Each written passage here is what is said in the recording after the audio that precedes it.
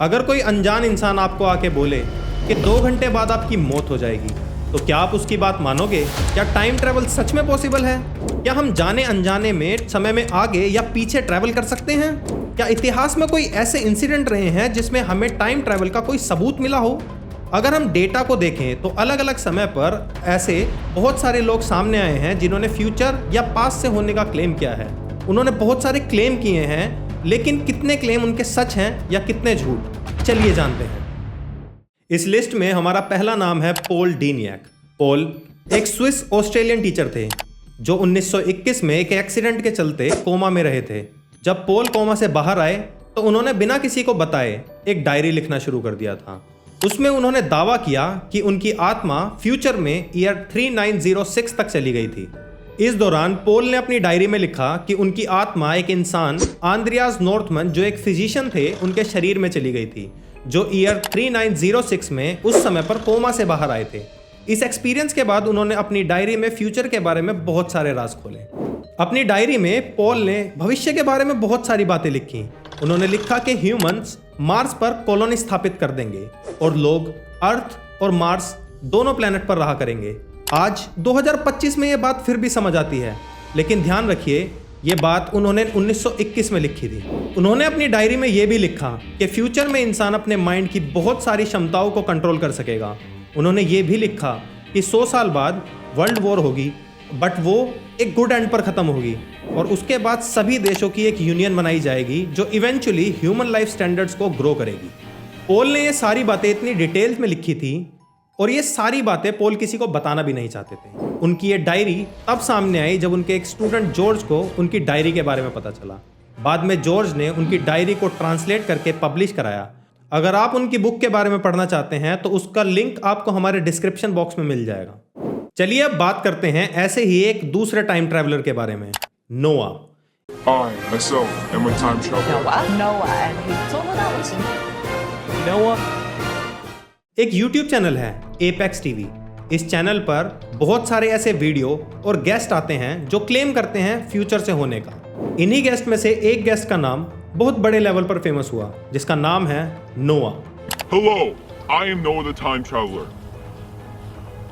I am a time traveler from the year 2030. I came back to this time from the future after a failed mission. I am here to tell the truth about everything, about how time travel is real and how the government is lying to you. I have so much proof to talk about. And I will be showing you guys as much as possible and showing you guys my predictions. Slowly by slowly, you guys will realize that these predictions are true. नोआ का पहला video 2017 में upload हुआ, जिसमें उसने claim किया कि वो 2030 से है और वो 2017 में फंस गया है। उसने उस वीडियो में बहुत सारे फ्यूचर प्रेडिक्शन किए, जिसमें से एक में उसने कहा कि टाइम ट्रैवल पहले से ही एग्जिस्ट करता है। सुपर पावर कंट्रीज ने उसे छुपाया हुआ है। वो फाइनली 2028 में जाकर टाइम ट्रैवल दुनिया के सामने आएगा। जैसे ही ये पहला वीडियो पब्लिश हुआ, उसके बाद नोआ के एपेक्स टीवी पर बहुत सारे वीडियोस अपलोड होने लगे, जिसमें हर बार वो अपनी स्टोरी को सच साबित करने की कोशिश करता था। इन वीडियोस में नोआ ने लाई डिटेक्टर टेस्ट किए। नोआ ने नैनो टेक्नोलॉजी और बहुत सारे देशों के बारे में भी फ्यूचर प्रेडिक्शन किए। कनाडा, यूके और इंडिया जैसे देशों के बारे में भी नोआ ने बहुत सारी बातें बताई। चलिए जानते हैं आज से 6 साल पहले इस 2 मिनट 2 सेकंड के वीडियो में नोआ ने इंडिया के फ्यूचर प्रेडिक्शन क्या किए। नोआ ने कहा कि इंडिया वर्ल्ड सुपर पावर बन जाएगा बाय द ईयर 2030। नोआ ने यह भी कहा कि इंडिया का अपना टाइम ट्रैवल प्रोग्राम है और उनकी टाइम ट्रैवल टेक्नोलॉजी यूएस से बेटर है। इंडिया बाय द ईयर 2030 एक ऐसी चिप डेवलप करेगा जिससे ह्यूमन अपने दिमाग की क्षमताओं को 6 गुना ज्यादा इस्तेमाल कर सकें। अब बात करते हैं तीसरे टाइम ट्रैवलर के बारे में। जॉन टिटोर एक अनोनिमस इंटरनेट यूजर था जो सन 2000 में अलग अलग ऑनलाइन प्लेटफॉर्म्स पर अपीयर हुआ था। उसने अपने आप को एक टाइम ट्रैवलर बताया जो 2036 से आया था। उसने काफी सारी प्रेडिक्शन की और अपनी कहानी को काफी डिटेल में शेयर किया। उसके मुताबिक वो एक यूएस सोल्जर था जो 2036 से आया था। उसने अपने मिशन के बारे में बताया कि उसका मिशन है IBM 5100 कंप्यूटर को ढूंढना, क्योंकि इस कंप्यूटर में एक ऐसा फीचर है जो फ्यूचर में बनने वाले कंप्यूटर्स को फिक्स कर सकता है। उसने कहा कि उसकी time machine C204 gravity destruction unit है जो जनरल इलेक्ट्रिक ने बनाई है। उसने 1975 में जाकर IBM 5100 लिया, फिर वो सन 2000 और 2001 के समय पर आया और फिर 2036 में वापस जाना चाहता था, पर वो सन 2000 में ही फंस कर रह गया। जॉन टिटोर ने काफ़ी सारे प्रेडिक्शन की थी, जिनमें से कुछ सच हुई और कुछ कंप्लीटली गलत निकली। टिटोर ने कहा था कि IBM 5100 एक हिडन फीचर के साथ आता है जो ओल्ड प्रोग्रामिंग लैंग्वेज को ट्रांसलेट कर सकता है। बाद में IBM के इंजीनियर्स ने कंफर्म किया कि ये फीचर है, बट पब्लिकली इसको छुपाया गया था। टिटोर का दूसरा प्रेडिक्शन था अमेरिका वर्सेस इराक वॉर। उसने एक आने वाली वॉर का जिक्र किया था जिसमें US इराक पर अटैक करेगा, और 2003 में ये सच भी हुआ जब अमेरिका ने इराक पर अटैक किया। अब बात करते हैं जो प्रेडिक्शन गलत साबित हुए। टिटोर ने कहा था कि 2004 से 2008 के बीच US में एक सिविल वॉर स्टार्ट होगी जो 2015 तक चलेगी। उसने ऐसा भी कहा था कि 2015 में वर्ल्ड वॉर 3 स्टार्ट होगी जिसमें रशिया, चाइना और अमेरिका इन्वॉल्व होंगे। वॉर के बाद दुनिया काफ़ी तबाह हो जाएगी और अमेरिका 5 छोटे छोटे नेशंस में डिवाइड हो जाएगा, बट ऐसा कुछ भी नहीं हुआ। उसने ये भी कहा था कि साल 2004 और 2008 के ओलंपिक कैंसिल हो जाएंगे, पर दोनों ओलंपिक टाइम पर हुए। अब तक ये प्रूफ नहीं मिला है कि जॉन टिटोर रियल में था या नहीं। काफ़ी लोगों का मानना है कि ये सिर्फ एक झूठा प्रैंक था जो किसी ने अनोनिमसली क्रिएट किया था। एक थ्योरी ये भी है कि ये एक वायरल मार्केटिंग स्टंट था जो IBM 5100 के लिए था। काफ़ी लोगों ने इसको इन्वेस्टिगेट किया, पर जॉन टिटोर की असली आइडेंटिटी कभी सामने नहीं आई। अगर वो सच में था तो उसने ये भी कहा था कि पैरेलल यूनिवर्स एग्जिस्ट करते हैं, और उसकी प्रेडिक्शन हमारे यूनिवर्स के लिए नहीं बल्कि किसी पैरेलल रियलिटी के लिए हो सकती है। क्या आपको लगता है कि जॉन टिटोर सच में था या बस एक स्मार्ट प्रैंक? हमारी लिस्ट में अगला नाम है बॉब वाइट, एक और सेल्फ प्रोक्लेम्ड टाइम ट्रैवलर जो सोशल मीडिया पर काफ़ी फेमस हुआ। उसने क्लेम किया कि वो फ्यूचर से आया है और अपनी प्रिडिक्शंस के थ्रू वायरल हो गया।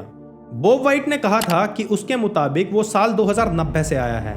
उसने कहा कि वो एक टाइम ट्रैवलर है जिसे गवर्नमेंट ने भेजा है, और वो इंटरनेट पर अपनी फ्यूचर प्रेडिक्शन शेयर किया करता था। बॉब वाइट ने बड़े ही शॉकिंग प्रेडिक्शन किए।